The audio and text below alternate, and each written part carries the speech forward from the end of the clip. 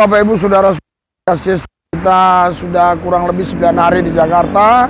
Sebulan pelayanan di Polres, ada 8 kabupaten yang kita kunjungi, kita layani. Dan ini juga pelayanan kita, saudaraku yang saya kasih, intens ya. Makanya kadang-kadang kita tidak bisa live karena kegiatan-kegiatan pelayanan. Ya saudaraku, tapi kami tidak lupa untuk memberitakan kabar tentang apa yang terjadi atas umat pilihan Tuhan, yaitu Israel. Anak sulung Tuhan, yaitu Israel. Pak, masa bisa sih Tuhan punya anak? Siapa istrinya? Itu pertanyaan banyak orang. Tuhan mau punya anak, nggak perlu punya istri. Cukup dia berkata, hei, jadilah kau anakku. Jadi anaknya. Tuhan berkata kepada Musa, Musa katakan kepada mereka bahwa Israel itu anakku. Udah jadi anaknya. Jadi jangan ganggu Israel. Kalau ganggu Israel ya nanti menanggung akibatnya. Nah ini ya, saya baca ya, yang terbaru ya dari Kompas ini ya. Serangan Israel tewaskan tokoh Hizbullah di Suriah, Adhan Jahoud. Nah, namanya aja sulit, Jahoud. Ya, saya bacakan. Militer Israel IDF ya mengatakan pasukannya tewaskan tokoh Hizbullah di Suriah, Adam Jahoud. Jahoud namanya. Angkatan Udara Israel menyebut Jahoud sebagai perantara yang menyampaikan informasi dan sumber-sumber rezim Suriah ke Hizbullah. Oh, ini kalau di Indonesia kira-kira ini ya, Kominfo ya, Menkominfo ya, kira-kira begitu ya, mungkin ya. Kominfo. Ya, jadi saudara, Angkatan Udara Israel menyebut Jahoud sebagai perantara yang menyampaikan informasi dan sumber rejim Suriah ke Hizbullah. Ya, IDF mengungkapkan serangan udara itu terjadi di wilayah Konetra, susah ya, Suriah Barat Daya, dekat dataran tinggi Golan yang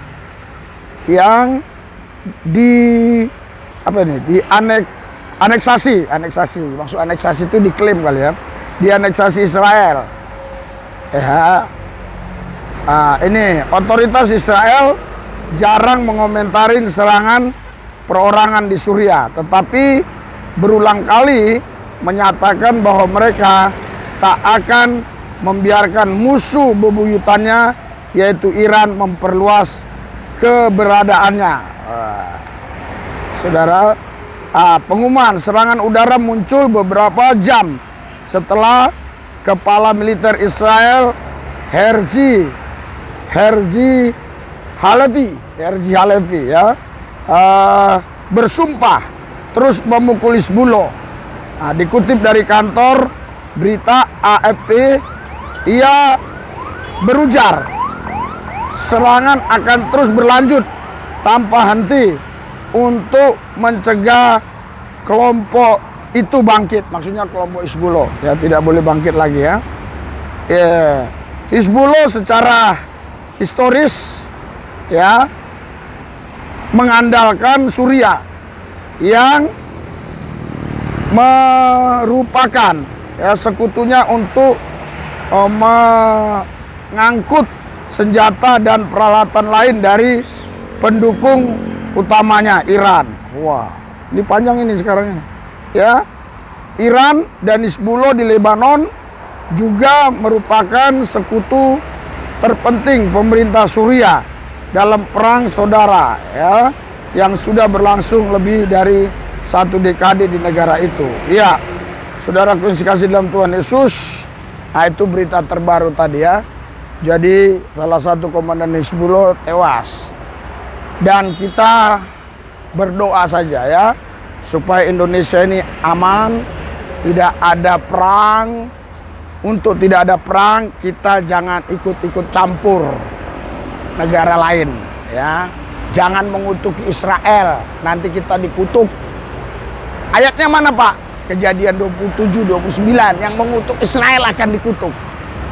Ya, kalau yang mengutuk itu masyarakat, mungkin itu imbasnya, dampaknya ke dia pribadi.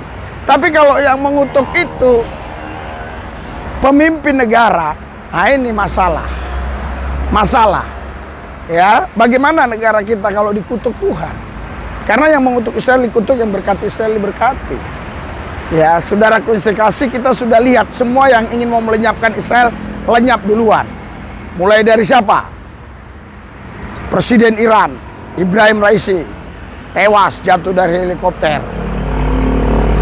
Komandan Hizbullah tertinggi yang bernama Hasan Nasrullah tewas. Kita lihat lagi yang mau melenyapkan Israel, Ismail Haniyeh tewas. Dan banyak lagi ya komandan-komandan lain yang tewas. Makanya yang mengutuk Israel dikutuk, yang berkati Israel diberkati. Apalagi ingin melenyapkan. Oleh karena itu, kita sebagai rakyat Indonesia, kita jangan ikut-ikutan. Kenapa saya beritakan ini? Supaya saudara tidak ikut-ikutan, ya. Jadi saya penengah di sini. Mari kita berdoa, saudaraku yang sekasih, buat Indonesia tetap aman, damai, dan diberkati, ya. Ini pelayanan kami, lihat.